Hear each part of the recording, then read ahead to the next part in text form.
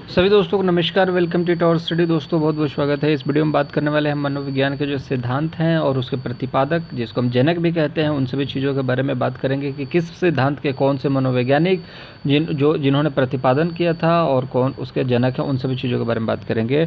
Channel पर नए हैं, अभी तक सब्सक्राइब नहीं किया तो सब्सक्राइब कर लीजिएगा ताकि अगली वीडियो का नोटिफिकेशन मिल जाए। और टेलीग्राम चैनल से अभी नहीं जुड़े हैं तो आप जुड़ जाइए, क्योंकि ये सारी PDF जो फाइल है प्रतिपादक का, जो सबसे इंपॉर्टेंट है, जो परीक्षा में इससे बाहर पूछता ही नहीं है, सारी PDF आपको मिल जाएगी। तो यहाँ पर आपको प्रतिपादक और जनक जो भी हैं सिद्धांतों के, वहाँ पर आपको सारी चीज़ें टेलीग्राम पर दे दी जाएगी। तो चलिए हम इस चीज़ को समझने की कोशिश करते हैं। डिस्क्रिप्शन बॉक्स में लिंक मिल जाएगा टेलीग्राम से, वहाँ पर ज़रूर जुड़िए, क्योंकि वहाँ पर ही आपको सारी PDF और स्टडी मटेरियल प्रोवाइड कराया जाता है। पहली बात यह है कि आपको बताया जाता है मनोविज्ञान का जनक, ये बार बार परीक्षा में पूछा जाता है, क्योंकि CDP मनोविज्ञान के बारे में हम जब बात करते हैं तो मनोविज्ञान के जनक का नाम बहुत जल्दी और सबसे पहले ये चीज़ जानना ज़रूरी है कि मनोविज्ञान के जनक कौन है, क्योंकि परीक्षा में बार बार पूछा जाता है। तो इसका विलियम वुंट जो है वो मनोविज्ञान के जनक हैं, ठीक है। लेकिन आधुनिक मनोविज्ञान के जनक पूछा जाता है। देखिए, मनोविज्ञान और शिक्षा मनोविज्ञान ये अलग चीज़ें हैं, ठीक है। तो यहाँ पर आपको देखने को मिलेगा कुछ वेरिएशन। तो मनोविज्ञान के जनक क्या है, और इसमें परीक्षा में प्रश्न पूछे ही जाते हैं। 2 प्रश्न तो पूछेगा ही पूछेगा। क्यों? क्योंकि इसमें कन्फ्यूज़न होती है बच्चों को, और ये बेसिक चीज़ें हैं और यहाँ से प्रश्न पूछा जाता है। तो विलियम वुंट याद कर सकते हैं, मनोविज्ञान के जनक हैं विलियम वुंट, जिसको विल्हेम वुंट बोलते हैं। आधुनिक मनोविज्ञान के जो जनक हैं वो हैं विलियम जेम्स। आधुनिक कहने का मतलब है कि जो 1950 के आसपास से जहाँ से मनोविज्ञान की स्टार्टिंग हुई है, और जिसको हम व्यवहारवाद का मनोविज्ञान बोलते हैं, व्यवहारवादी सिद्धांत बोलते हैं, जहाँ से व्यवहार की स्टार्टिंग हुई है, तो वहाँ से हम बात करते हैं आधुनिक मनोविज्ञान के बारे में। और उससे पहले जो भी मन का विज्ञान था, वो सारी चीज़ें मनोविज्ञान होता था, ठीक है। तो आधुनिक, जैसे कि आधुनिक इतिहास था और प्राचीन इतिहास है, तो उस तरीके से पहले का मनोविज्ञान और आधुनिक मनोविज्ञान। तो आधुनिक जो जेम्स थे, जेम्स बॉन्ड, आधुनिक में आज के टाइम पे जेम्स बॉन्ड ही चल रहा है हर जगह। जेम्स बॉन्ड जानते हो, 007। तो यहाँ पर जेम्स बॉन्ड की हम बात करें तो जेम्स से याद कर सकते हैं कि आधुनिक मनोविज्ञान है जो चीज़ों को समझ पाते हैं, मन की बातों को, वह है जेम्स। तो विलियम जेम्स और बाकी वुंट, ठीक है। तीसरा प्रकार्यवाद, फंक्शनलिज्म की बात करें तो संप्रदाय के जनक कौन है। देखिए, बहुत सारे संप्रदाय आए, जैसे कि व्यवहारवाद, संज्ञानवादी, फिर उसके बाद मनोविश्लेषणवाद, प्रकार्यवाद, आत्मसंप्रत्ययवाद, ठीक है। तो इस तरीके से बहुत सारे वाद आए। तो उसका जो भी आपका जेम्स जो थे वो प्रकार्यवाद के संप्रदाय के जनक थे। तो आधुनिक मनोविज्ञान और प्रकार्यवाद, ठीक है, इनके अंदर बहुत प्रकार की क्षमता थी, ठीक है। तो आप इस तरीके से याद करें, विलियम जेम्स जो थे प्रकार्यवाद संप्रदाय के जनक थे। आत्मसंप्रत्यय, संप्रत्यय मतलब आप इस चीज़ को याद रखें, इमेजिनेशन होता है, कॉन्सेप्ट होता है, ठीक है। तो खुद की अवधारणा, आत्मसंप्रत्यय की अवधारणा किसने दी? इन्होंने, जेम्स ने दी। जेम्स बॉन्ड खुद में ही अपने आप में एक यूनिक है, और वो बहुत तरीके के, बहुत प्रकार के कार्य करते हैं। तो इस तरीके से आप जेम्स को याद रखेंगे कि बहुत आत्मनिर्भर है, सेल्फ कॉन्सेप्टेबल है, ठीक है। तो आप इस तरीके से याद करें, खुद ही इमेज बना लेते हैं दिमागों में। तो जेम्स से यहाँ पर याद कर सकते हैं William James, William James, William James. शिक्षा मनोविज्ञान के जो जनक हैं वो है एडवर्ड थॉर्नडाइक। तो यहाँ पर मैंने आपको पहले भी बताया था, जब मैंने आपको थॉर्नडाइक को पढ़ाया था, वो शिक्षा मनोविज्ञान के जनक हैं। प्रयास एवं त्रुटि का जो सिद्धांत है वो थॉर्नडाइक ने ही दिया था, बिल्ली ने यहाँ पर प्रयास की गलती की। प्रयत्न में भूल के भी सिद्धांत को थॉर्नडाइक ने ही दिया था। संयोजनवाद का सिद्धांत जो है उसको भी थॉर्नडाइक ने ही दिया था, ठीक है। संयोजन, कनेक्शन, वहाँ पर कनेक्शन बन जाता है, बॉन्ड बन जाता है। कनेक्शन किस चीज़ का बनता है? उद्दीपक और अनुक्रिया का बॉन्ड बन जाता है। तो उद्दीपक और अनुक्रिया का सिद्धांत भी थॉर्नडाइक बहुत बार परीक्षा में पूछता है। एसआर थ्योरी मैंने बताया है, जो स्टिमुलस और रिस्पॉन्स, उद्दीपक और अनुक्रिया। अधिगम का बंध सिद्धांत, बॉन्डिंग थ्योरी आप बोल दीजिए, या फिर अनुक्रिया जैसे प्रयत्न में भूल का सिद्धांत, प्रयास में त्रुटि का सिद्धांत बोलिए, या फिर एक सिर्फ अधिगम का बॉन्डिंग थ्योरी याद कर सकते हैं। संबंधवाद का सिद्धांत, बॉन्ड बन गया तो संबंध बन गया, थॉर्नडाइक, ठीक है। तो ये प्रतिपादक हैं सिद्धांतों के। जो ये है आइडेंटिकल एलिमेंट्स का सिद्धांत किसने दिया था? ये भी थे थॉर्नडाइक ने। प्रशिक्षण अंतरण का सर्वसम अवयव, ठीक है। तो प्रशिक्षण अनुभव, इस चीज़ के बारे में बताया था थॉर्नडाइक ने। बहुखंड, अभी बहुत सारी चीज़ें हमने पढ़ी नहीं है, लेकिन प्रतिपादक बताना बहुत ज़्यादा ज़रूरी है।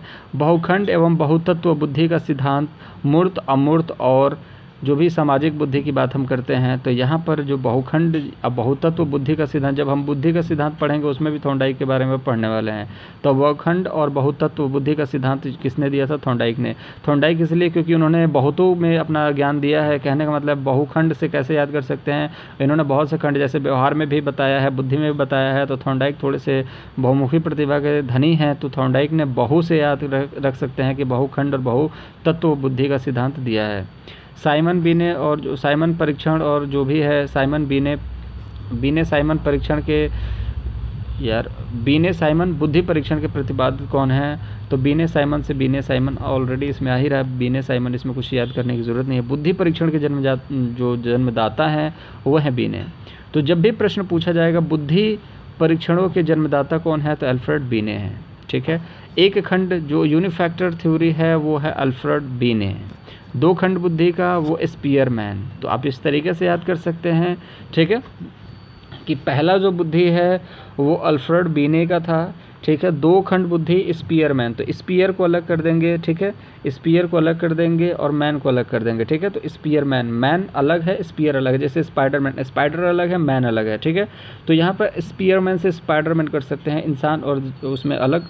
तो जब इस इंसान का दिमाग काम करता है वो अलग करता है, स्पाइडर का, मकड़ी मैन का जो दिमाग काम करता है वो अलग करता है। मतलब उनके पास दो बुद्धि है, तो बुद्धि के दो टुकड़े हो चुके हैं। ठीक है। तो दो खंड बुद्धि का सिद्धांत स्पीयरमैन, स्पाइडरमैन, अब इस तरीके से याद करें। एक खंड तो खैर उन्होंने दिया ही था अल्फ्रेड बीने, तो अल्फ्रेड बीने के पास है ही। और तीन खंडों की बात करें तो स्पीयरमैन कभी कभी रूप धारण करता था। ठीक है। पहला तो मकड़ी है, फिर दूसरा आपको देखने को मिला कि वो इंसान है, और तीसरा ये देखने को मिला कि वो किसी और भी व्यक्ति का रूप मतलब पकड़ लेता है। तो यहाँ पर आपको देखने को मिला स्पीयरमैन तीन खंड बुद्धि का भी सिद्धांत देखने को मिल जाता है। तो स्पाइडरमैन याद कर सकते हैं, 2 और 3 दिमाग वाला है, ठीक, बुद्धि वाला है।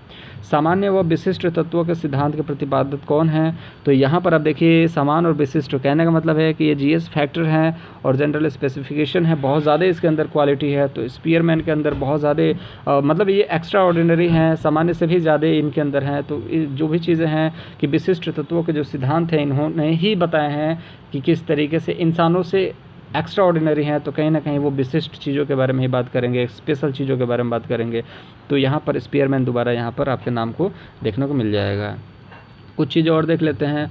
बुद्धि का द्वय से दो याद कर सकते हैं आप। ठीक है। यहाँ पर बुद्धि का द्वय शक्ति का सिद्धांत याद कर सकते हैं। कहने का मतलब है बुद्धि का द्वय मतलब बुद्धि का दो शक्ति का सिद्धांत।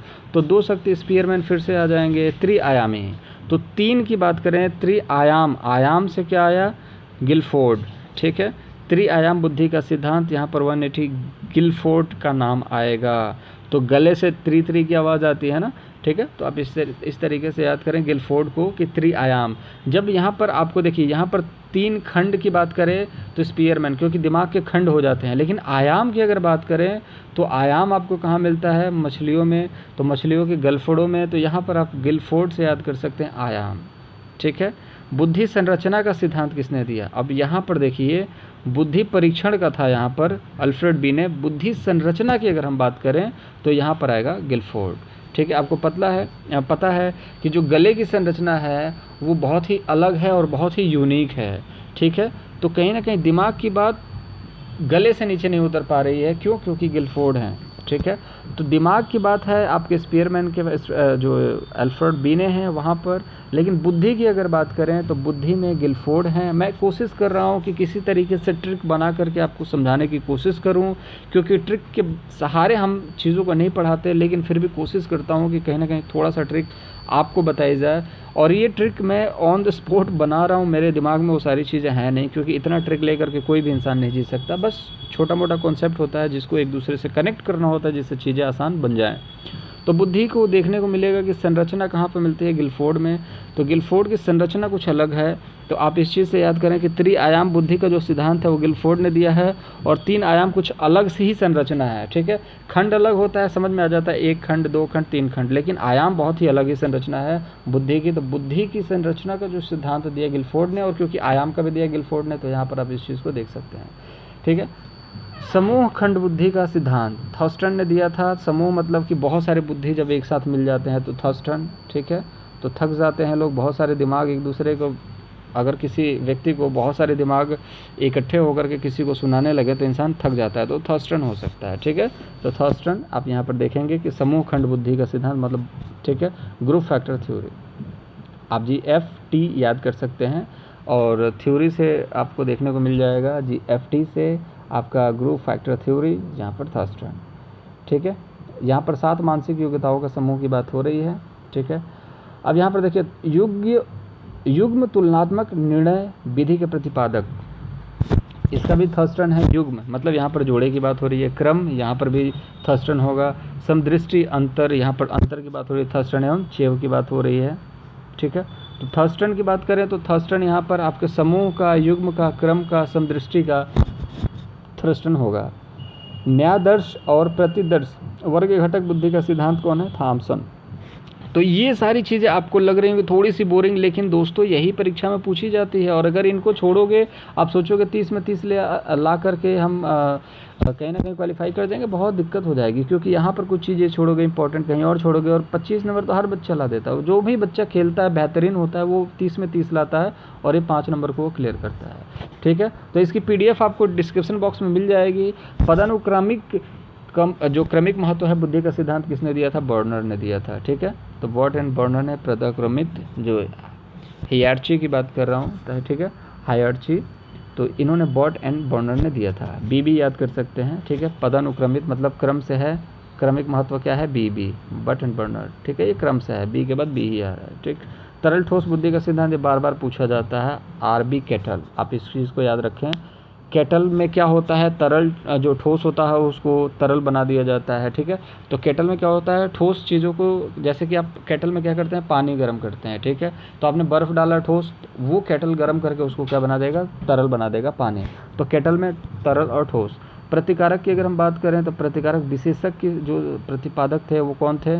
विशेषज्ञ जो प्रतिपादक हैं वो हैं RB केटल। ठीक है, तो विशेषज्ञ हैं, प्रतिकारक हैं, और कारक की प्रतिक्रिया होती है। कहने का मतलब है कि आप पानी डालोगे तो आग नीचे से जाएगा और उसको गर्म करेगा, तो क्रिया का प्रतिक्रिया होगी। ठीक है, बुद्धि के क और ख का सिद्धांत किसने दिया था? हैन ने दिया था, हैब ने दिया था। बुद्धि क और ख का सिद्धांत किसने दिया था? DO हैब ने दिया था। बुद्धि इकाई का सिद्धांत किसने दिया था? Stern and Johnson. तो इकाई अलग चीज़ है, खंड अलग चीज़ हो गई, आयाम अलग चीज़ हो गया, तो ये सारी चीज़ें ही तो समझना है। बुद्धि लब्धि ये बहुत बार पूछा जाता है। बुद्धि लब्धि किसने दिया था? IQ का किसने दिया था? इंटेलिजेंट क्वोटिएंट की किसने, जो सूत्र का प्रतिपादक कौन है? William stern. बार बार पूछा जाता है, मोस्ट इंपॉर्टेंट है। बहुत सारे लोग छोड़ के जा चुके होंगे वीडियो बीच में ही, लेकिन वो ये सारी चीज़ें नहीं जान पाएंगे और परीक्षा में ये सारी चीज़ें पूछ दी जाती हैं। बुद्धि का इकाई स्टर्न जॉनसन। ठीक है, जॉनसन एक बॉलर था जो बहुत ज़्यादा बुद्धि का इस्तेमाल करता था। ठीक है, एक के बाद एक इकाई थी उसके पास बुद्धि की, जिसकी वजह से वो अच्छे बॉलिंग कर पाता था और टर्न लेता था उसको। ठीक है, तो बुद्धि की नामक इकाई है ना आपके पास, तो आप बॉलिंग अच्छा करोगे जॉनसन, और टर्न भी लगी बॉल। ठीक है, तो आप इस चीज़ से याद कर सकते हैं। ठीक है, टर्न मतलब मुड़ना। तो स्टर्न और जॉनसन बुद्धि की इकाई अच्छी थी। संरचनावाद स्ट्रक्चर संप्रदाय के कौन थे? यहाँ पर आपको देखने को मिलेगा कि विल्हेम थे और उनके टिंचनर जो थे उनके शिष्य थे। ठीक है, तो विल्हेम के शिष्य जो थे टिंचनर, ये थे आपके संरचनावाद के जो संप्रदाय के जनक थे, टिंचनर। ठीक है, तो सारी संरचनावाद भी हम पढ़ने वाले हैं। प्रयोगात्मक मनोविज्ञान के जनक थे विल्हेम वुंट। मैंने आपको बताया कि मनोविज्ञान के जनक कौन है? Wilhelm Wundt. आधुनिक मनोविज्ञान के जनक कौन है? William James. ठीक है, तो इन्होंने 1889 में लिपजिग जर्मनी में पहली प्रयोगशाला इन्होंने स्थापित की। तो इसलिए जो प्रयोगात्मक मनोविज्ञान के जनक हैं वो विल्हेम वुंट हैं। विकासात्मक मनोविज्ञान के जीन पियाजे, आप इनका पढ़ेंगे। ठीक है, संज्ञानात्मक का आपको जीन पियाजे, विकासात्मक और संज्ञानात्मक जीन पियाजे। बाकी आपको अगले वीडियो में हम इस चीज़ के बारे में डिस्कस करेंगे। अब बाकी जो बच गया है, जो भी प्रतिपादक और सिद्धांत बच गए इंपॉर्टेंट सारे हम अगले क्लास में डिस्कस करने वाले हैं। अगर अभी तक आप चैनल को सब्सक्राइब नहीं किया तो सब्सक्राइब कर लीजिए, क्योंकि इससे बेहतरीन क्लासेज अभी आने वाली हैं और प्रैक्टिस सेट भी लाने वाले हैं। और जो भी पढ़ाया जाता है उसका PDF आपको टेलीग्राम पर चाहिए अगर, और कहीं ना कहीं आप मॉक टेस्ट के देने के शौकीन हैं और आप देना चाहते हैं जिससे कि आपकी तैयारी अच्छी हो पाए, तो आप ज़रूर टेलीग्राम को ज्वाइन करें, नहीं तो आपका ही लॉस होगा। ठीक है, मुलाकात अगली वीडियो में करेंगे। अपना बहुत ज़्यादा ख्याल रखें। Thank you for watching this video. Bye bye.